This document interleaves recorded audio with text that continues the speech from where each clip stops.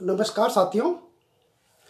यदि कोई मुझे सुन पा रहा हो तो कमेंट करके बताएं ताकि कार्यक्रम को आगे चालू किया जा सके।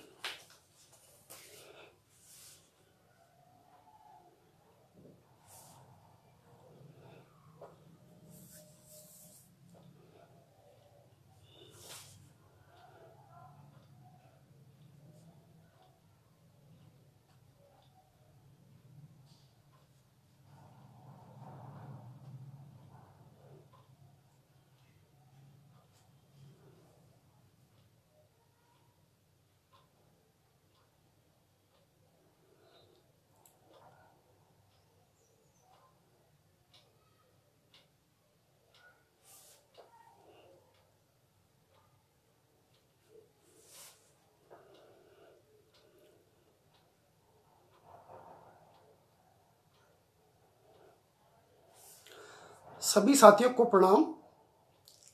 मैं आपके सामने ओम प्रकाश क्षत्रिय प्रकाश, बाल साहित्यकार, आपके सम्मुख आदरणीय ऋषि शर्मा जी के सौजन्य से हिंदगी है जिंदगी समूह के लाइव पेज पर आपके सम्मुख अपनी बात रखने के लिए उपस्थित हुआ हूँ। मैं पूरी कोशिश करूँगा कि मैं अपने बचपन और बाल साहित्य में मेरे प्रयोग को पूरी तरह से आपके सम्मुख रख सकूं ताकि आप मेरे अनुभव से लाभ उठा सकें और बचपन में बच्चे किन बातों से किस तरह प्रभावित होते हैं और उन्हें किस प्रकार संस्कार दिए जा सकते हैं, ये हम जान सकते हैं। मैं आपसे अनुरोध करता हूं कि यदि कोई मुझे देख पा रहा हो, सुन पा रहा हो तो कृपया कमेंट करके मुझे बताएं ताकि मैं अपनी बात रखना शुरू करूं।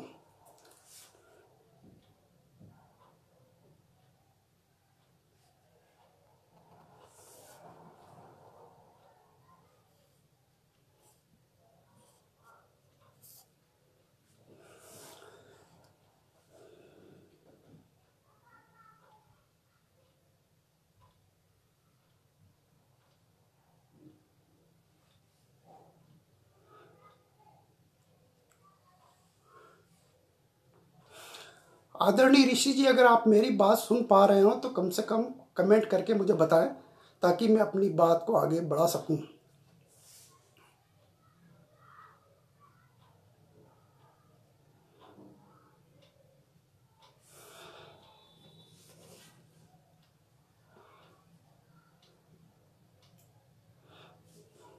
सभी साथियों को प्रणाम। मैं अपनी बात रखना शुरू करता हूं। साथियों, बचपन का बाल साहित्य से सीधा संबंध होता है। बच्चा जो कुछ सुनता है वह सब बाल साहित्य के अंतर्गत आता है। आपने दादी नानी की कहानी सुनी होगी और उन्होंने सुनाई होगी। यह कहानी बचपन को लुभाती, संवारती और सजाती है। यह बाल साहित्य के अंतर्गत आती है। इस मायने में बाल साहित्य के अंतर्गत हम कई विधाओं को रख सकते हैं। लोरी, प्रभाती, कविता, गीत या कोई प्रेरक कथा या कहानी इसके अंतर्गत आ सकती है। ये हमें माता पिता, नानी, दादी या दादा द्वारा सुनाई जाती रही है और हम इसको सुनकर बड़े हुए हैं और इसी से हमें शिक्षा सब कुछ मिलती रही है। बचपन में मिले बाल साहित्य की याद उम्र ताजा रहती है। यह साहित्य हमें जिंदगी भर याद रहता है। इसलिए जब भी समय मिलता है यह बातें हम बच्चों को सुनाने से नहीं भूलते हैं। कारण स्पष्ट है कि जो बातें हमारे तन मन में रची बसी होती है उसे हम कभी भूल नहीं पाते हैं। यह जब तब हमारी ज़बान पर चली आती है। मुझे एक कहानी याद आती है। यह कहानी मेरे बचपन की है। उस वक्त दिवाली का समय था और पिताजी पुलिस में थे। हम पुलिस लाइन में रहते थे। जैसा कि आप जानते हैं, बच्चों को दिवाली, दशहरा, त्यौहार आदि बहुत पसंद होते हैं और जब भी दीपावली, दशहरे की बात आती है उनके मन में उत्साह, उमंग छा जाता है और बच्चे पटाखे फोड़ने, बंदूक चलाने आदि के लिए बहुत उत्साहित रहते हैं। मेरे पिताजी मुझे पटाखे दिलाने के लिए एक दुकान पर ले गए। साथ में मेरा एक दोस्त भी था। वह हमेशा मुफ्त की चीज़ लेना पसंद करता था। उसकी आदत मैं जानता था। मैंने दुकान से पटाखे लिए, साथ में एक टिकड़ी फोड़ने वाली एक बंदूक भी ली। मेरा देखा देख मेरे मित्र ने एक बंदूक उठाकर चुपचाप अपने जेब में रख ली, यानी कि उसने बंदूक चोरी कर ली थी। यह बात मुझे पता नहीं थी। हम घर आए, शाम को दीपावली मनाए। तभी मेरा मित्र मेरे पास आया। उसने अब अपनी बंदूक निकाली और टिकड़ी फोड़ना शुरू कर दी। उसके पास ठीक मेरी जैसी बंदूक थी। मैंने उससे पूछा, तू यह बंदूक कब और कहाँ से लाया है? नमस्ते ऋषि जी, स्वागत है आपका, हार्दिक अभिनंदन। आप मुझे कमेंट करके बताते रहें कि मैं ठीक बोल रहा हूँ या नहीं। मेरी बचपन की बातें और मैंने बाल साहित्य में उससे क्या क्या सीखा और मैं दूसरों को क्या बता सकता हूँ, और वे बाल साहित्य में बच्चों को किस तरह बाल साहित्य में संस्कार रोपित करने के लिए क्या क्या कर सकते हैं, और बच्चों को हम इस आपके योजना के माध्यम से क्या बेहतर दे पाते हैं, वो मैं आपके सामने रखने की कोशिश करूँगा। तो मैं कह रहा था कि उसने वो बंदूक निकाली और टिकड़ी फोड़ने लगा। तो मैंने उससे पूछा, तू ये बंदूक कब और कहाँ से लाया? इस पर वो मुस्कुराया और बोला, मुझे मुफ्त की चीज़ लेने में मज़ा आता है। वह दुकानदार महंगी महंगी चीज़ें दे रहा था और तूने भी महंगी महंगी चीज़ें ले ली। तूने महंगे फटाके लिए, मैंने उसकी दुकान से बंदूक उठा ली। तेरे महंगे फटाके और इस बंदूक से तेरा और मेरा हिसाब बरोबर हो गया। रेणु जी नमस्ते। यह सुनकर मुझे बहुत बुरा लगा। मेरे पिताजी कहा करते थे, किसी दूसरे की चीज़ें बिना पूछे उठाना चोरी होता है। पिताजी कहते थे किसी की चीज़ उठाना नहीं चाहिए, अगर आप उठाते तो चोरी है। यही बात मैंने अपने मित्र से कही, तुझे बिना पूछे बंदूक नहीं उठाना चाहिए थी, यह चोरी होता है। इस पर मित्र ने जवाब दिया। मित्र बड़ा होशियार था, आखिर पुलिस वाले की औलाद थी। तो दुकानदार को अपनी दुकान का ध्यान रखना चाहिए। उसने कहा दुकानदार को अपनी दुकान का ध्यान रखना चाहिए। वह होशियार नहीं था। मैंने उसके आंख में मिर्ची डाल के चीज़ उठा ली और उसने ध्यान नहीं रखा। ये मेरी गलती नहीं, उसकी गलती थी। उसने ये कहा। मैंने उसे बहुत समझाया मगर वो नहीं माना। मैंने उससे कहा यह बात मैं अपने पिताजी से कह दूंगा। जैसे ही मैंने उससे कहा कि मैं ये बात अपने पिताजी से कह दूंगा, तब उसे मालूम पड़ गया कि ये बात मेरे पिताजी से उसके पिताजी के पास जाएगी, और चूंकि वो पुलिस में थे इसलिए वो डर गया। तब वो मेरी बात मान गया। उसने दुकानदार को बंदूक लौटाने के लिए हामी भर दी, पर उसने एक शर्त रखी, मैं दुकानदार के पास नहीं जाऊंगा, तू ही वापस कर देना। यह कहकर उसने बंदूक मुझे पकड़ा दी और भाग गया। उसे डर था कि यह बात उसके पिताजी को मैं न कह दूं। मुझे बहुत बुरा लगा। मैंने अपने पिताजी से यह बात जाकर कही कि मेरे दोस्त ने इस तरह दुकान से बंदूक चुरा ली थी। उनका कहना था, तू अपने दोस्त को दुकानदार के पास ले गया था, वो तेरा दोस्त था और तू दुकानदार के पास ले गया था। तू ही दुकानदार के पास जाएगा और उससे कहेगा कि तेरे दोस्त ने बंदूक दुकान से चुरा ली थी, इसलिए तू वापस करने आया। अब चूंकि मैं ही उसे ले गया था और वो मेरा दोस्त था, उसने चोरी की, तो पिताजी ने कहा तू ही उसको वापस करने जाएगा। मुझे बहुत बुरा लगा कि मेरे पिताजी मुझे ही वापस भेज रहे हैं। चोरी दोस्त ने की थी, बंदूक मुझे वापस करने जाना था, इसलिए मैं जैसे तैसे दुकानदार के पास गया। उससे कहा, चाचा जी यह बंदूक मेरे दोस्त ने आपकी दुकान से चुपचाप उठा ली थी, मैं वापस करने आया हूँ। यह सुनकर दुकानदार मुस्कुराया, बोला, बेटा तू इसे रख ले। जैसे दुकानदार ने कहा बेटा तू इसे रख ले, मैंने कहा नहीं चाचा जी, मैंने इसके पैसे नहीं दिए हैं, यह दोस्त ने चुराई थी, मैं इसे वापस कैसे रख सकता हूँ। दुकानदार ने कहा कि इसे आप रख लीजिए ये बंदूक। तो मैंने कहा कि मैंने तो ली नहीं थी, मेरे दोस्त ने चुराई थी। तो उन्होंने कहा दोस्त ने चुराई थी तो ही रख लीजिए। क्या इस बार चौंकने की बारी मेरी थी, यानी पिताजी को मालूम। तो दुकानदार ने कहा बेटा, मैंने जब उनको मना कर दिया तो दुकानदार ने कहा बेटा, मैं उसी दिन तुम्हारे दोस्त को बंदूक उठाते हुए देख लिया था। दुकानदार ने कहा कि मैंने उसी दिन, जिस दिन तुम पटाखे खरीदने आए थे, मैंने बंदूक उठाते हुए देख लिया था। यह बात मैंने तुम्हारे पिताजी से उसी दिन कही थी। तब वे बोले थे इसके पैसे भी काट लो। तो उस वक्त पिताजी ने मेरे पटाखे के और उसकी चुराई हुई बंदूक के पैसे दोनों दुकानदार को दे दिए थे। यह सुनकर मैं चौंका, क्योंकि ये बात मुझे मालूम नहीं थी। क्या इस बार मैं चौंक उठा, यानी पिताजी को मालूम था कि मेरे दोस्त ने बंदूक की चोरी की है। हाँ, दुकानदार ने कहा, और मुझे बंदूक वापस पकड़ा दी। मेरा दोस्त दूर खड़ा था, यह सब देख रहा था। इस घटना के बाद उसको इतना प्रभावित हुआ कि उसने चोरी करना छोड़ दिया।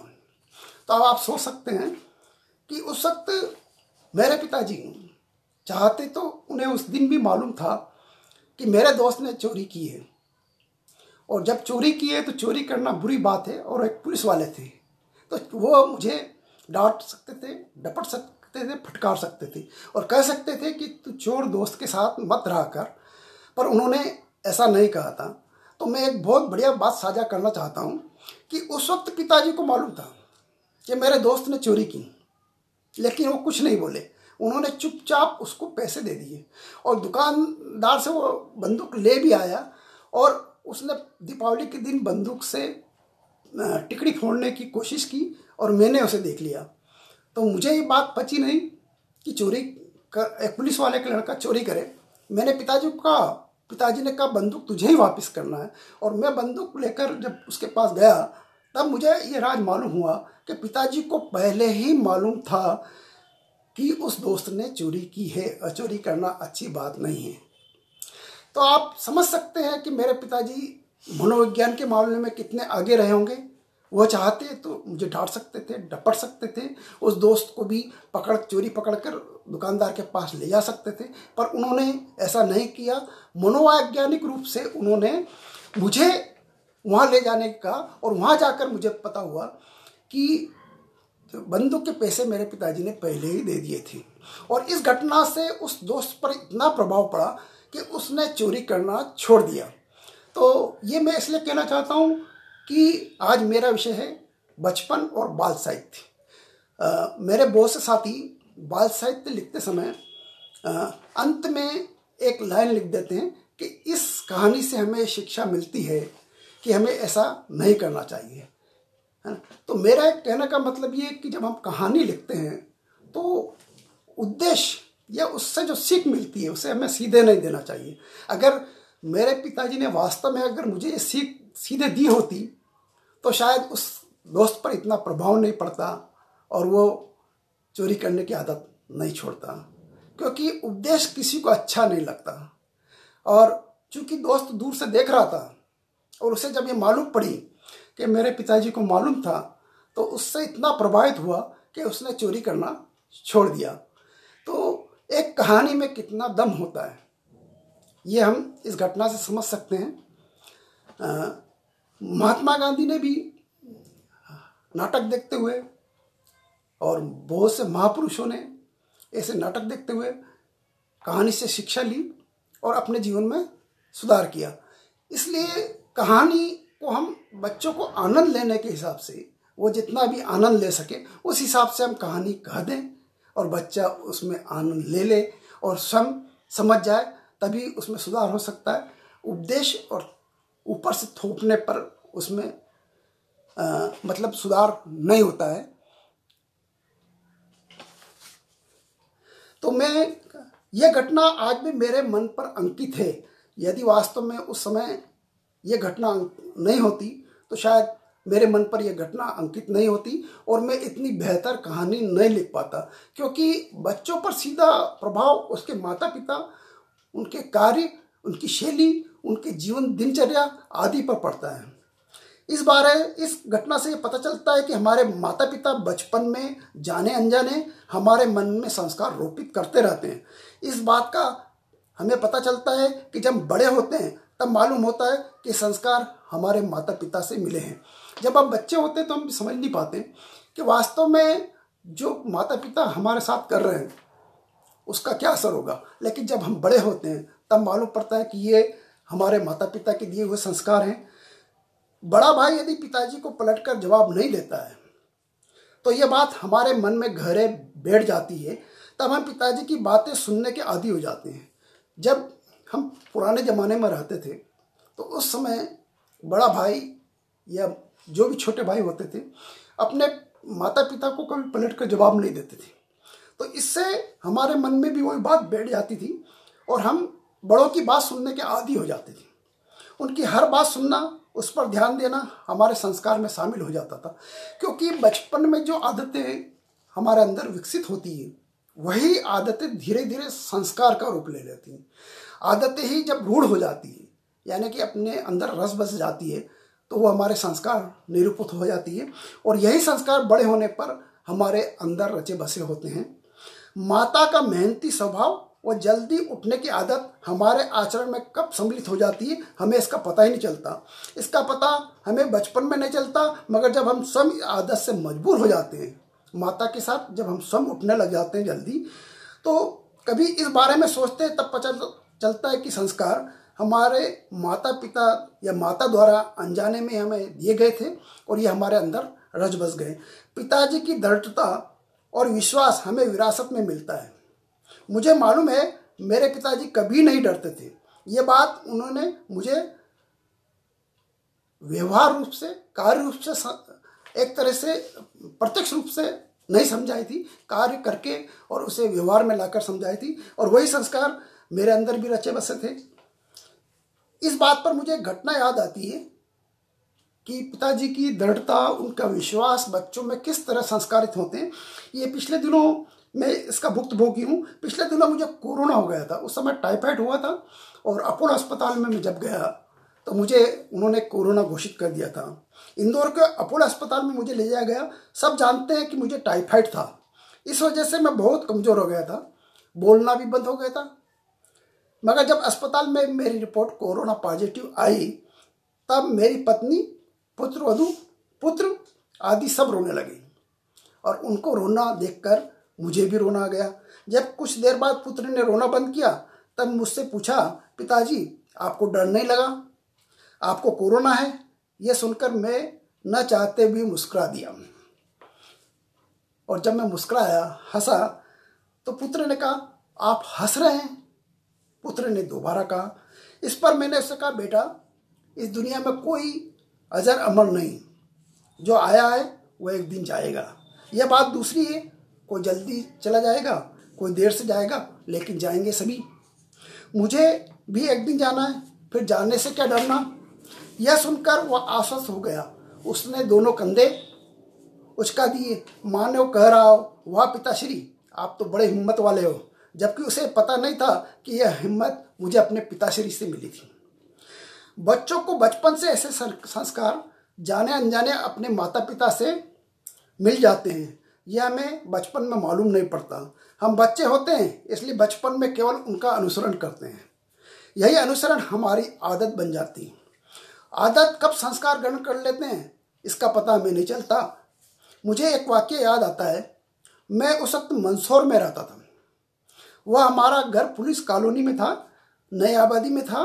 पिताजी की ड्यूटी घंटाघर के सामने वाले पुलिस थाने में थी। और घंटाघर के पास में ही एक वाचनालय था जिसमें किताबें और अखबार आया करते थे। ये बहुत पुरानी बात है। उस जमाने में उसे पुस्तकालय में बहुत भीड़ रहती थी। उस जमाने में मनोरंजन के कोई साधन नहीं थे और जो पुस्तकालय होते थे वहाँ पत्रिकाएं आती थी, अखबार आते थे और उसमें वास्तव में बहुत भीड़ होती थी। अच्छी अच्छी किताबें और अखबार पढ़ने के लिए लाइन में लोग खड़े रहते थे और कुछ पुस्तकें टेबल पे रखी रहती थी और अखबार, एक स्टैंड होता अखबार पढ़ने का, उस जमाने में भी वो स्टैंड था, उस पर अखबार रखे रहते थे।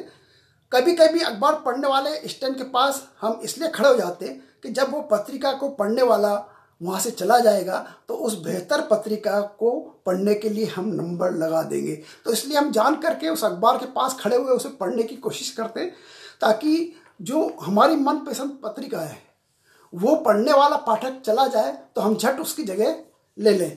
मुझे पता है उस समय वहाँ चंदा मामा जैसी बहुत सारी पत्रिकाएं आती थी, वे रंगीन होती थी और उस जमाने में रंगीन पत्रिका होना बड़ी भारी बात थी।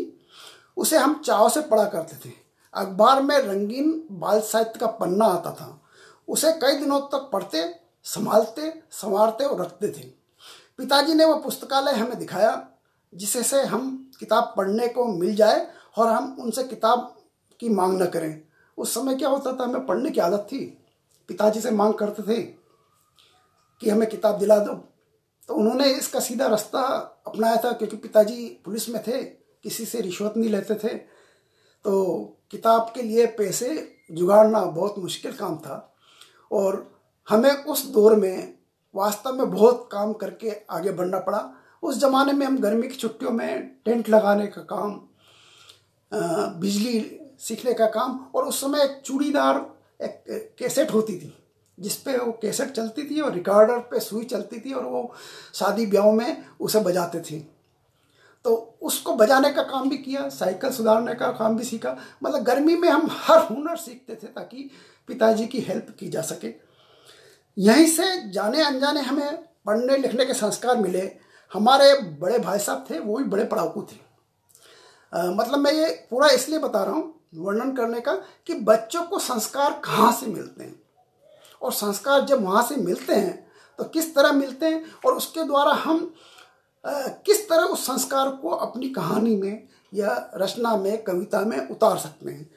तो हमारे भाई साहब बड़े पढ़ाकू थे, वे उपन्यास किराए पे लाते थे। उस जमाने में उपन्यास किराए पे मिलते थे, 2 पैसे 5 पैसे दिन के हिसाब से किराए पे लाना पड़ती थी। जब तक उपन्यास पूरा नहीं पढ़ लेते थे वो तब तक छोड़ते भी नहीं थे। इस कारण हमें किताब पढ़ने को नहीं मिलती थी। इसलिए हम इस बात का इंतजार करते थे कि भाई साहब कब खाने पीने जाएं, तब हम उनकी अनुपस्थिति में उपन्यास और पुस्तकें पढ़ने लग जाएं। तो इस तरह जब भी वक्त मिलता हम उस पुस्तकों को पढ़ लेते थे। इस तरह एक किताब रात दिन पढ़ी जाती थी। कुछ मित्र रात को किताब ले जाते, साथ ही अपनी किताब दे जाते, दूसरे किताब दे जाते। इस तरह उस जमाने में पुस्तक किराए से लेकर पढ़ी जाती थी। उसका पूरा पूरा मूल्य वसूलने के लिए कोई न कोई दिन रात उसे पढ़ता रहता था। बचपन में ऐसे कई संस्कार हमें मिलते हैं जो धीरे धीरे हमारी आदत में रस बस जाते हैं। फिर वे आदत धीरे धीरे संस्कार का रूप ले लेती है। यदि हमारे पिताजी पढ़ने के शौकीन नहीं होते, वे लाइब्रेरी में नहीं जाते, हमें साथ नहीं ले जाते, तो शायद पढ़ने के संस्कार हमारे अंदर नहीं आते। तो हम अगर बच्चों को संस्कार देना चाहते हैं तो सबसे पहले हमें बच्चों को वही प्रक्रिया करना पड़ेगी जो हम बच्चों में उसे अपनाना चाहते हैं। उद्देश्य से काम पूरा नहीं होता। यदि आप पढ़ने की आप में रुचि नहीं हो और बच्चों को कहे पढ़ने बैठ तो शायद बच्चा नहीं पढ़ेगा। तो स्कूल के दिन भी इसी निखारने में, उस समय स्कूल के दिनों ने भी हमारी जो रुचि है उसे निखारने में बहुत बड़ी भूमिका निभाई। और हर बच्चे के बचपन में स्कूल बहुत बड़ी भूमिका निभाता है। यदि उसका शिक्षक उसके गुणों को निखारने के लिए तन मन धन से मेहनत करे तो बच्चे बिल्कुल उस गुणों को अपना लेते हैं। यही प्रभाव एक साहित्यकार को उसको साहित्य निखारने में बड़ा काम आता है। और मुझे तो आज भी याद है कि अगर मेरे शिक्षक इतने योग्य नहीं होते तो शायद मैं इतनी योग्यता से इतनी बढ़िया कहानी नहीं लिख पाता जो आपको रुचिकर लगती हो। मैं कक्षा 2 से 8वीं तक नूतन माध्यमिक विद्यालय मंदसौर में पढ़ा था। उस समय वह स्कूल शहर का सबसे प्रसिद्ध स्कूल था, जिले का सबसे प्रसिद्ध स्कूल था नूतन स्कूल मंदसौर, उसका नाम चलता था और ये सरकारी स्कूल था। उस समय वहाँ हमारे स्कूल में एक संस्कृत के पंडित जी संस्कृत पढ़ाया करते थे, संस्कृत पढ़ाते थे। मुझे याद है संस्कृत में बहुत बड़े विद्वान थे। उनका एक अन्य विशेषता थी, विद्वान के साथ साथ तो उनकी एक विशेषता थी, वो आपको मैं उल्लेखित करना चाहता हूँ। वो विशेषता शायद मैंने उसके बाद कहीं देखी नहीं।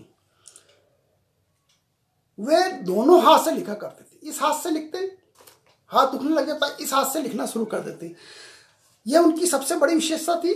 जब एक हाथ से लिखते और दुखने लगता दूसरा हाथ से लिखना शुरू कर देते। उनके दोनों हाथ के अक्षर बिल्कुल एक जैसे आते थे। कोई यह नहीं बता सकता कि कौन सा अक्षर किस हाथ से लिखा गया। वे संस्कृत श्लोक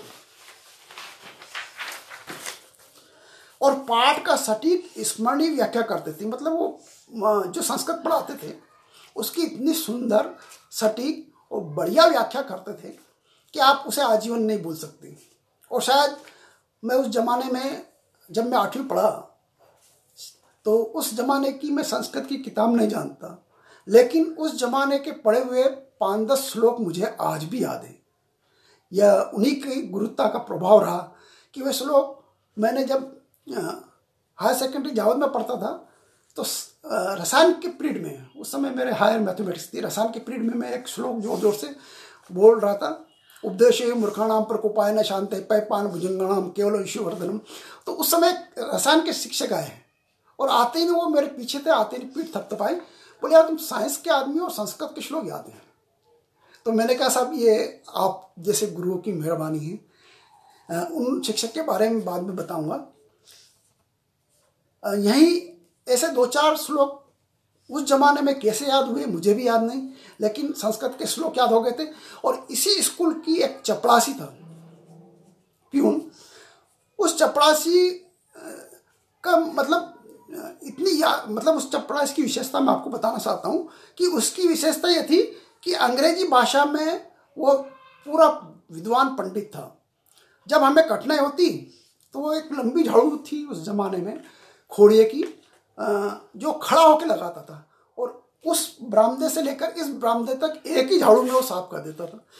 और वो हम क्या करते थे, जब उस जमाने में जब उसे हमें हिंदी आती थी और अंग्रेजी में अगर कुछ ट्रांसलेट करना होता था तो हम उसके पास जाते, चपरासी के पास चले जाते, वो झाड़ू निकालता रहता और हम उससे कहते कि इस हिंदी वाक्य को अंग्रेजी में बता दीजिए। तो तुरंत अंग्रेजी में उसका अनुवाद करके हमें बता देता था। और जब हमने सुना कि यार ये चपरासी होकर अंग्रेजी में इतना विद्वान क्यों है, तो उस जमाने में जरा सी याददाश्त है। तो किसी ने कहा कि ये कोई अंग्रेजी का प्रोफेसर था और विदेश चला गया था और वहाँ पर भारतीय संस्कार, वहाँ के संस्कार देखकर उसको कुछ ऐसा लगा तो वो वहाँ से वापस आ गया और उसके बाद डिस्टर्ब होने के बाद उसने स्कूल में नौकरी कर ली। तो हमारे जिस स्कूल में हम पढ़े वहाँ का चपरासी भी इतना विद्वान था कि हम और शिक्षक लोग भी उससे अपनी हिंदी को अंग्रेजी में अनुवाद करके पूछा करते थे। वैसे शिक्षक की भूमिका हमारे बचपन में बहुत महत्वपूर्ण होती है। मैं जब 9वीं कक्षा में पढ़ता था उस समय की आपको बात बताता हूँ। तब हम जावद जिला नीमच मध्य प्रदेश में रहते थे और वहाँ हमारे रसायन शास्त्र के अध्यापक थे जिन्होंने मुझे शाबाशी दी थी। मैं उनसे सबसे ज़्यादा प्रभावित था। वे जब कक्षा 9 पढ़ाने आते तब रसायन की किताब साथ में लेकर नहीं आते। वे बिना देखा देखी पढ़ाते। उनसे कोई भी समस्या पूछ लो, कोई भी सूत्र पूछ लो, कोई भी समीकरण संतुलन करना पूछ लो, तत्काल उसका उत्तर बता दिया करते थे। मतलब रसायन में कोई भी मतलब समीकरण, कौन सा भी पाठ, कौन सा भी रसायन सूत्र, कौन सी भी प्रक्रिया आप पूछ लीजिए वो तुरंत बता देते थे, कभी किताब लेके नहीं आते थे। तो अब उनकी विद्वत्ता और गुरुत्वा का परिणाम हमें ऊपर मिला कि हम कम से कम अपनी जो बात कहें पूरी निष्ठा, ईमानदारी और सत्यता से कहें। और यही बात मुझे शिक्षक होने के नाते मेरे बच्चों को कहने में, उन्हें सिखाने में बड़ी खुशी होती है। उनके बरसों पढ़ाने का तजुर्बा कहें या उनकी विद्वत्ता, उन्होंने मुझे बहुत प्रभावित किया। उनका नाम बीसी शर्मा था। वैसे ही एक गणित के शिक्षक थे अमृतलाल चौहान। वे भी गणित बहुत जोरदार पढ़ाते थे। उस समय हमारे हायर सेकेंडरी मैथमेटिक्स यानी उच्च गणित चलती थी। उस जमाने में 9वीं से उच्च गणित यानी फैकल्टी शुरू हो जाती थी और हमारे पास उस जमाने में उच्च गणित चलती थी जिसमें 5-6 गणित चला करती थी और गणित बहुत कम लोग लेते थे क्योंकि 6 गणित चलाती थी, उसको पढ़ना और आत्मसात करना और उसका पेपर देना सबसे कठिन माना जाता था। और उस जमाने में जो फर्स्ट क्लास आता था उसे डायरेक्ट इंजीनियर वाले आके ले जाते थे। तो बचपन की घटनाएं हमें बहुत प्रभावित करती हैं। इसी से हमारी नींव मजबूत होती है। हमें कहानी के जो कथानक मिलते हैं उसकी बचपन की बुनियाद का बहुत अहम रोल है। मतलब मुझे जितने भी अपनी कहानी के कथानक मिलते हैं तो या तो वो मेरे बचपन के होते हैं या मेरे स्कूल में जो बच्चे पढ़ने आते हैं और उन वो जो मुझे बातें बताते हैं या कहानी बताते हैं या घटना बताते हैं तो उनसे मैं अपने कथानक उठा लेता हूँ। मुझे एक घटना याद आती है। मेरा एक मित्र था, ये भी सुन लीजिए, बहुत बढ़िया घटना है। उसके पिताजी उसी स्कूल में शिक्षक थे। हम रसायन प्रयोगशाला में प्रयोग कर रहे थे। मेरे मित्र ने कहा हम सोडियम का टुकड़ा उठा लेते हैं। आप जानते हैं सोडियम एक धातु है। मैंने मना कर दिया, भाई सोडियम खतरनाक धातु है, सोडियम बहुत खतरनाक धातु है, इसे हम यूं नहीं ले जा सकते। इसे ले जाने के लिए घासलेट चाहिए, क्योंकि सोडियम घासलेट से क्रिया नहीं करती, बाकी हर चीज से क्रिया करती है। उसी में रखकर ले जा सकते हैं। फिर बिना पूछे कोई चीज लेना चोरी होता है। यह भी मेरा मित्र था, उस समय 9वीं में पढ़ते थे। मगर मेरा मित्र नहीं माना, क्योंकि उसके पिताजी शिक्षक थे और उसी स्कूल में इंग्लिश के लेक्चरर थे। दूसरे दिन वो एक दवा की शीशी लाया और उसमें घासलेट भर के भी लाया। फिर चुपचाप सोडियम चुरा कर उसमें रख लिया और घर ले चला गया। और घर ले जाने के बाद उसने क्या किया, उसको मालूम था, मोहल्ले के बच्चों को एकत्रित किया और उसने कहा मैं पानी में आग लगा के बताता हूँ। आपको मालूम होगा सोडियम पानी में डालते हैं तो विस्फोट के साथ फूटता है या आग लगती है। और जो साधु महात्मा पानी में आग लगाने की जो चमत्कार बताते हैं वो सोडियम धातु से ही बताते हैं। तो उसे इसका ज़्यादा अनुभव नहीं था। वो तगारी लाया। तगारी एक बर्तन, कढ़ाई टाइप होती है, उसमें सोडियम डाल दिया, उसमें पानी भरा और उसमें सोडियम डाल दिया। क्योंकि सोडियम एक अत्यंत ज्वलनशील धातु है, पानी में जाते ही विस्फोट के साथ जलकर उछलती है। तो जैसे ही उसने सोडियम पानी में डाला वो पूरी क्रिया करके पूरी आग लग के उछला विस्फोट के साथ। इस घटना में दोस्त का मुंह जल गया, यहाँ उसका मुंह जल गया। और जो मोहल्ले के बच्चे थे, किसी के कपड़े जल गए, किसी की क्या चीज़ चली, किसी के बाल जले, तो वहाँ पे अफरा तफरी मच गई। इसके बाद उन्हें अस्पताल ले जाया गया। उस घटना का निशान आज भी उस लड़के के चेहरे पर है। उसके ऊपर रासायनिक प्रयोगशाला, जो रसायन की प्रयोगशाला थी, उसमें बहुत सारी चीज़ें बच्चे उठा ले जाते हैं। तो जितनी भी चोरी की चीज़ गई उसका इल्ज़ाम उसके ऊपर आया कि इसी ने चोरी की होगी। और चूँकि पिताजी वहीं लेक्चरर थे और बच्चा भी उसी स्कूल में पढ़ता था, तो पिताजी को चुपचाप वो सब चीज़ माननी पड़ी और जितनी भी चोरी की चीज़ें गई उसका पैसा भरना पड़ा। इन्हीं घटनाओं ने मुझे कहानी लिखने के लिए प्रेरित किया। बच्चा कोई भी हो, वो अपने बचपन की यादों से प्रभावित हुए बिना नहीं रहता। उसकी बचपन की यादें ही उसे संस्कार देती है। इन्हें संस्कार ने मुझे प्रभावित और प्रेरित किया, क्योंकि अगर ये संस्कार मुझे नहीं मिले होते तो शायद मैं अपनी कहानी में ये नहीं लिख पाता। तो इसलिए कहानी में हमें वही बातें लिखना चाहिए, कहानी हो, कविता हो, उपन्यास हो या लेख हो, कि जिसको वास्तव में अपन भुक्त भोगी हों और अपने को लगता है कि ये बातें बच्चों के लिए हित करे, तो उसे बिना उद्देश्य के उसके सामने कहानी द्वारा, कविता द्वारा, उपन्यास द्वारा या किसी भी द्वारा उसके सामने ये पूरा चित्र उकेर के रखना चाहिए। तभी वो इससे प्रभावित होता है और उसे पढ़ता है।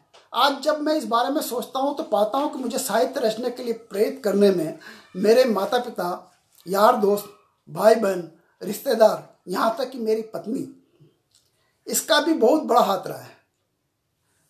क्योंकि कहते हैं ना कि हर एक सफल साहित्यकार के पीछे किसी स्त्री का हाथ होता है। तो हमारी पत्नी श्रीमती गीता का सब कसम खाते हैं, तो बड़ा अहम रोल रहा है। क्योंकि अगर पति को फ्री नहीं रख सकती, उसे प्रेरित नहीं कर सकती, तो शायद वो इतना उन्मुक्त होकर लिख नहीं पाएगा। तो इन सभी का, माता पिता, भाई बहन, यार दोस्त, पास पड़ोसी, गुरुजन, सभी का हमारे संस्कार देने में बहुत अहम रोल होता है और यही हमें प्रभावित करते हैं। बाल साहित्य रचते हुए, बच्चों के बीच रहते हुए मैंने बहुत कुछ जाना। बच्चों को पढ़ाते हुए उनकी आदतों को समझा, उनकी समझ की अवधारणा को बारीक से जान पाया हूँ। क्योंकि अगर बच्चों के बीच मैं नहीं रहता तो शायद बच्चों की मनोभाव, मनोवर्ती आदि को समझ नहीं पाता और उसके अनुरूप कहानी नहीं लिख पाता। तो शायद मेरी कहानियों में जो बात बच्चों को पसंद आती वह नहीं आ पाती, क्योंकि मैं कहानी लिखने के बाद बच्चों को सुनाता हूँ और उनकी राय भी लेना चाहता हूँ, लेता भी हूँ। तो बच्चे कहते नहीं हमें ये चीज़ अच्छी लगी, तो मुझे मालूम पड़ जाता है बच्चों को क्या चीज़ अच्छी लगती है। और चूँकि शिक्षक होने के नाते मनोविज्ञान पढ़ा है, शिक्षा मनोविज्ञान पढ़ा है, तो उससे लिखने में प्रभाव आ जाता है। तो बाल कहानी लिखते वक्त बहुत सी बातों को ध्यान रखता हूँ।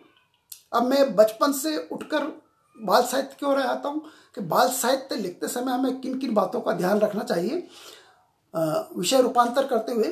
तो कहानी लिखते वक्त मैं बहुत सी बातों को ध्यान में रखता हूँ, क्योंकि मैं कहानीकार हूँ और कहानी सबसे ज़्यादा प्रभावित करती है। यही बात है कि हमारे परंपरा से माता पिता हो, दादा दादी हो, नाना नानी हो, हमें कहानी सुना के संस्कारित करते थे। पंचतंत्र की पूरी कथा इसी आधार पर लिखी गई है कि एक मूर्ख राजकुमार को कहानी सुना सुना कर किस तरह विद्वान पंडित बनाया जा सकता है। तो कहानी बहुत अहम रोल निभाती है। और चूंकि आज के ज़माने में कहानी पढ़ना छूट रहा है और नवीन प्रौद्योगिकी की वजह से हम उसे कहानी नहीं सुना पा रहे हैं, लेकिन यह बहुत बढ़िया माध्यम है जिसके द्वारा मैं आपसे रूबरू हूँ। तो कहानी हम इस तरह भी सुना सकते हैं, मल्टीमीडिया की तरह भी सुना सकते हैं, क्योंकि समय के साथ तो हमें चलना होगा और समय के साथ अगर हम नहीं चलेंगे तो शायद बच्चे जो समय के आगे चल रहे हैं, क्योंकि हर आने वाली पीढ़ी अपनी पुरानी पीढ़ी से होशियार होती है। मैं सोच लूँ मेरा पुत्र मुझसे कम होशियार होगा तो संभव नहीं है, क्योंकि वो मुझसे तकनीकी में मुझसे ज़्यादा आगे, तो मुझसे ज़्यादा होशियार हुआ है। तो हर आने वाली पीढ़ी अपनी पुरानी पीढ़ी से बहुत होशियार होती है और जो उनसे कदम से कदम मिलाकर चलता है वही उन्हीं के साथ रह पाता है और आगे बढ़ पाता है। एक पुरानी कहावत है कि जब बच्चे का जूता आपके पैर में आने लग जाए तो उसे दोस्त बना लेना चाहिए, और मैंने तो अपने पुत्र को दोस्त बनाया है। यही वजह है कि मैं जब कहानी लिखता था मुझे मल्टीमीडिया में बिल्कुल रुचि नहीं थी। फेसबुक में चलाता ही नहीं था, व्हाट्सएप चलाता ही नहीं था। मुझे सोचता था इससे मुझे क्या फ़ायदा मिलेगा, लेकिन मेरे पुत्र ने मुझे मोबाइल ला के दिया, फेसबुक चलाना सिखाया और व्हाट्सएप चलाना सिखाया। और आज मेरा पुत्र मुझसे कहता है कि पापा फेसबुक में आप मेरे गुरु हैं, जबकि उसने मुझे फेसबुक चलाना सिखाया। तो हम जिस में अभ्यास करते हैं उसमें आगे निकल जाते हैं। करत करत अभ्यास के जड़मति होत सुजान, बहुत बढ़िया है। मैं अब आपको ज़्यादा समय नहीं लेते हुए संक्षिप्त में सब बातें बताता हूँ। बाल कहानी लिखते वक्त बहुत सी बातों को ध्यान रखना चाहिए और मैं इसका ध्यान रखता हूँ। इन्हीं बातों की वजह से मुझे कहानी लिखने में ज़्यादा सफलता प्राप्त हुई। यह अनुभव मैं आपके साथ साझा कर रहा हूँ। यदि आप बारीकी से इस पर चिंतन मनन करेंगे तो आपको भी फायदा होगा। सबसे पहले मैं कथानक ढूंढता हूँ। मेरे कहानी लिखने का ढंग ये है कि मैं सबसे पहले कथानक ढूंढता हूँ। यूँ कहें कि कथानक अपने दिमाग में आ जाता है तो मैं उसके बारे में काफ़ी सोच विचार करता हूँ। इसे यूँ कह सकते हैं मेरे दिमाग में उस कथानक के संबंध में चिंतन मनन चलता रहता है। कथानक कैसा होगा, उसमें कौन कौन से पात्र होंगे, उसकी क्रियाविधि क्या होगी, कहानी का परिवेश कौन सा होगा, इस पर मैं पूरी तरह चिंतन मनन करता हूँ। इसके बाद इस कथानक पर विचार करने के बाद मैं आता हूँ शीर्षक पर। तो शीर्षक पे साथियों, शीर्षक पे आपको 4 बातें बहुत ध्यान देना है। शीर्षक रोचक हो, क्योंकि अगर अपन किसी व्यक्ति को पहली बार मिलते हैं तो सबसे पहले उसका फेस देखते हैं, और फेस आकर्षक हो, हंसमुख हो, मिलनसार हो और बिल्कुल हंसता हुआ हो तो हमें प्रभावित करता है। तो उसी तरह किसी रचना का शीर्षक यदि रोचक होगा, रुचिकर होगा, तो पहली बात तो ये कि अगर जब रुचिकर होगा तो संपादक को पसंद आएगा, और संपादक को पसंद आएगा तो वो चयन करेगा, और चयन करेगा तो छपेगा भी, और छपेगा तभी तो सामने आएगा। तो इसलिए सबसे पहले शीर्षक आप रुचिकर बनाएं, रोचक बनाएं। दूसरा, शीर्षक में अगर रुचिकर न हो तो शीर्षक में जिज्ञासा का समावेश होना चाहिए। चाहे कहानी हो, कविता हो, उपन्यास हो, लेख हो, इनका जो भी शीर्षक रखें वो जिज्ञासापूर्ण हो। मतलब उसमें ऐसी बात हो कि वो आपको सोचे कि यार इसमें ऐसी क्या चीज़ है कि मैं इसे पढूं। तो जिज्ञासापूर्ण शीर्षक हो। संभवतः ऐसे शीर्षक का चयन करें, इससे कहानी की उत्सुकता जागृत होती है। यह उसी तरह प्रभावित करता है जैसे सुंदर मुखड़ा हम सबों को प्रभावित करता है। तीसरा है, शीर्षक में कुछ लोग गेयता यानी गाने की कड़ी टाइप गेयता रखने पे जोर देते हैं, और शीर्षक में गेयता हो तो बच्चों को लुभाती है, क्योंकि बच्चे लोरी हो, कविता हो, गीत हो, इसको बहुत बेहतर ढंग से सुनना पसंद करते हैं। तो अगर शीर्षक में अगर गेयता ला सकें तो वो उन्हें आकर्षित करेगी। और अधिकांश जो सफल कहानी उसके शीर्षक देख लीजिएगा आप, उसमें गेयता होती है, मतलब गाने के गुण होते हैं, लय होती है, लयबद्धता होती है उन शीर्षकों में, तो वो आकर्षित करते हैं। और चौथा है, शीर्षक सरल और सहज होना चाहिए, गुण शीर्षक नहीं रखना है। गेयता का मतलब ये नहीं कि आप कोई कठिन लिपि का शीर्षक ला के रख दें, बिल्कुल सरल सहज हो, आकर्षित करता हो, ऐसा शीर्षक होना चाहिए। और इस शीर्षक का कथानक से संबंध भी होना चाहिए। ऐसा ना हो शीर्षक का कथानक से संबंध हो, आपने दूसरा शीर्षक रख दिया हो, तो ऐसे शीर्षक ना रखें।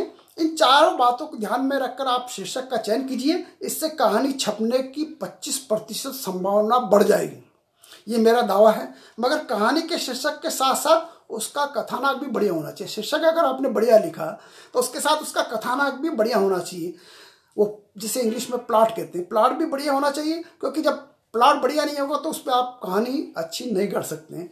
कहानी को, शीर्षक को इस तरह आरंभ, मतलब जैसी कहानी आपने आरंभ की तो शीर्षक की तरह उसे भी रोचक आरंभ होना चाहिए कहानी का। इसके लिए आपको कुछ बातों को ध्यान में रखना पड़ेगा कि आपकी कहानी में किन 4 बातों को ध्यान रखना, वो आपको बता रहा हूँ। कहानी का आरंभ रोचक हो, प्रभावमय हो या प्रेरक पंक्तियों से हो, जिससे कहानी पढ़ने की जिज्ञासा पहली पंक्ति से आरंभ हो जाए। जैसे ही कोई कहानी की पहली पंक्ति पढ़े और उसे लगे कि नहीं अब ये पूरी कहानी मुझे पढ़ना चाहिए, तो अगर इस तरह प्रवाह में अगर आपने शुरू से आरंभ कर दिया तो आपकी कहानी को पढ़ने से कोई नहीं रोक सकता। और सबसे पहले अगर संपादक ने पढ़ी तो आपकी 50% संभावना और बढ़ जाएगी कि वो चयनित होगी और छपेगी।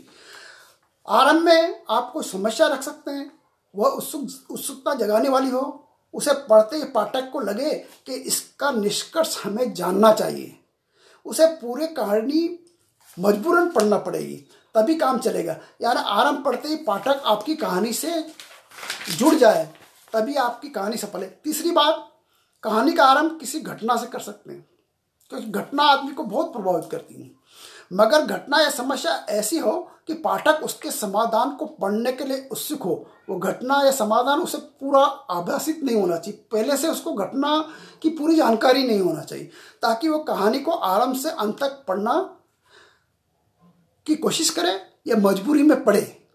चौथा है, कहानी का आरंभ प्रेरक वाक्य से भी किया जा सकता है। बहुत से लोग कहानी का आरंभ प्रेरक वाक्य से करते हैं, मगर वाक्य में प्रेरणा के साथ जिज्ञासा का भाव भी होना चाहिए। इस बात का ध्यान रखें, क्योंकि बिना जिज्ञासा के कोई कहानी नहीं पढ़ेगा। अगर आपकी कहानी में जिज्ञासा नहीं है कि आगे क्या होगा, आगे क्या होगा, आगे क्या होगा, तो कोई आपकी कहानी नहीं पढ़ेगा। बड़े लोग भी नहीं पढ़ेंगे, बच्चे तो दूर की बात है। तो आपको कहानी में जिज्ञासा बनाए रखना है। और पांचवा है, कहानी का आरंभ कविता से किया जा सकता है। बहुत से लोग कविता से भी कहानी का आरंभ करते हैं, ये बड़ों की कहानी के लिए अच्छी होती है। मगर इस कविता की पंक्तियों में कहानी को आगे बढ़ाने की क्षमता भी होना चाहिए। कविता की पंक्ति ऐसी हो कि वो कहानी को आगे बढ़ा रही हो। इसके द्वारा कहानी का आरंभ जिज्ञासापूर्ण हो, इस बात का विशेष ध्यान रखना चाहिए। वैसे बच्चों की कहानी सरल, सहज, आनंददायक और प्रभावपूर्ण होती है, इसलिए इन कहानियों का आरंभ कविता से कभी नहीं करना चाहिए। बच्चों की कहानी का आरंभ कविता से नहीं होना चाहिए। बड़ों की कहानी को हम कविता से आरंभ कर सकते हैं। कहानी का आरंभ की तरह उसका मध्य भाग भी बहुत महत्वपूर्ण होता है। जिस तरह कहानी का आरंभ बहुत महत्वपूर्ण है, तो मध्य भाग भी बहुत महत्वपूर्ण होता है। इस भाग में कहानी का अपने कथ्य को पूरी तरह स्पष्ट करती है। मतलब कहानी क्या करती है, मध्य भाग में अपनी जो समस्या है उसको पूरा स्पष्ट करती है, उसका समाधान नहीं करती, पूरी स्पष्ट कर देती है कि समस्या क्या है। यानी इस भाग में कहानी का समस्या का स्वरूप स्पष्ट रूप से पाठकों के समक्ष आ जाता है। बच्चों को कहानी में इस भाग में समस्या, घटना पूरी तरह स्पष्ट हो जाती। कोई समस्या हो तो पूर्ण रूप से उसके सामने आ जाती है कि ये समस्या थी, इसके लिए कहानी लिखी गई। इस भाग को लिखते समय हमें कुछ जानकारी या कुछ विशेष बातें ध्यान में रखना चाहिए, वह इस भाग में उभर कर सामने आ जाए। पहली बात, कहानी के इस भाग में भी रोचकता बनी रहना चाहिए। कभी कभी क्या होता है, कोई कहानी लिखते हैं, आरंभ उसका बहुत बढ़िया रहता है, मध्य में आते हैं और कहानी का अंत उनको मध्य में मालूम पड़ जाता है। तो फिर क्या करते हैं, पाठक हो, बालक हो, पालक हो या कोई भी हो, उसको पढ़ने वाला हो, उस कहानी को उससे आगे नहीं पढ़ेगा, क्योंकि उसको अंत मालूम पड़ गया तो कहानी क्यों पढ़ेगा वो आगे। दूसरी बात, समस्या या आपके भाव उभर कर तो सामने आ जाए, समस्या इस भाग में आपके सामने आ जाए, मगर पाठक आपके अंत का अंदाज न लगा सके। अंत क्या होगा इसका अंदाज उसको नहीं होना चाहिए, मतलब उसकी जिज्ञासा बनी रहना चाहिए। इस बात का विशेष ध्यान रखना चाहिए। तीसरा है, पाठकों की समस्या को स्पष्टता से वो समझ जाए। आप कहानी में प्रभावता लाना चाहते हैं और यहाँ पे अपना पूरा प्रभाव उसके सामने रख दें और उसकी जिज्ञासा को चरम पर पहुंचा दें। मतलब इस कहानी में उसको यहाँ पर आने के बाद पाठक को लगे कि अब तो कहानी को पूरी पढ़ना पड़ेगी, चाहे वो उसे कितना भी काम हो और कहानी को न छोड़े, तभी आप कहानीकार के रूप में सफल हो सकते हैं। इसके बाद आता है अंतिम भाग। यह कहानी का महत्वपूर्ण भाग है। इसी से कहानी का प्रभाव चरमोत्कर्ष पर पहुंच जाता है। इसके द्वारा कहानी में पाठकों को आनंद की प्राप्ति होती है। इसी के लिए कहानी का सर्जन किया जाता है, क्योंकि कहानी का सर्जन उस अंतिम समस्या समाधान या उस कहानी के आनंद के अतिरेक के लिए किया जाता है। तो उसमें हमें कुछ बातें ध्यान रखना चाहिए। यदि आप कहानी का आरंभ कविता से किया है, यानी मान लो जी आपने बड़ों की कहानी लिखी और उसका आरंभ कविता से किया है, तो उसका भाव या प्रभाव यहाँ स्पष्ट हो जाना चाहिए कि कहानी क्यों लिखी गई थी, उसका अंत क्या है, उसका प्रभाव क्या है, यहाँ स्पष्ट हो जाना चाहिए। आपने जिस आरंभ से कहानी आरंभ की थी उसका अंत और उसी के समाधान के साथ यहाँ पर हो जाना चाहिए। बिना समाधान के कोई भी कहानी नहीं होती, क्योंकि कहानी आप लिख रहे हैं तो प्रारंभ में जो समस्या उठाई उसका समाधान अंत में होना ही चाहिए, क्योंकि लघु कथा में तो निदान होता है लेकिन कहानी में उसका समाधान होता है। तो या तो कहानी का समाधान होगा या फिर पाठक को विचार मंथन के समुद्र में गोते लगाते हुए छोड़कर आप अंत की ओर बढ़ जाइए। मगर ऐसी कहानी बच्चों के लिए नहीं लिखी जाती जो विचार मंथन में छोड़कर आगे बढ़ जाती। बच्चों की कहानी में एक निश्चित समाधान होना चाहिए, इसी से बच्चों को आनंद की प्राप्ति होती है। हाँ, अगर ये बात हो रही है यदि आप उपन्यास लिख रहे हो, उपन्यास अगर लिख रहे हैं और लंबी कहानी लिख रहे हैं, ये बाल साहित्य से हटके है पर बाल उपन्यास भी लिखे जाते हैं, इसलिए बात मैं रख रहा हूँ। यदि आप उपन्यास लिख रहे हैं तो पहले खंड का अंत करते समय एक बात ध्यान रखिएगा, पहले खंड के अंत में उस समस्या का समाधान कर दें, लेकिन दूसरे खंड का जो आरंभ होने वाला है उसका संकेत अंत में दे दें। तो इससे यह होगा कि जो खंड वो उपन्यास का पढ़ रहा है आरंभ, और उसका समाधान अंत में हो गया, और उसी अंत के साथ उसकी जो दूसरा खंड चालू होगा उसका संकेत यहाँ दे देंगे, तो उसको दूसरा खंड पढ़ने के लिए जिज्ञासा बनी रहेगी। तो ये उपन्यास का गुण है कि हर खंड में अंत के साथ एक नए खंड के आरंभ का संकेत, ये समस्या उसके संक्षिप्त में उसके अंत में आ जाती है। तभी पाठक आपकी कहानी या अगला खंड पढ़ना के लिए उत्सुक होगा, अन्यथा पहला खंड पढ़ के ही छोड़ देगा। अगर मान लो आप लेख लिख रहे हैं, बाल लेख, तो उस संभव समाधान आपको अंत में समस्या निवारण आपको करना आपका दायित्व है।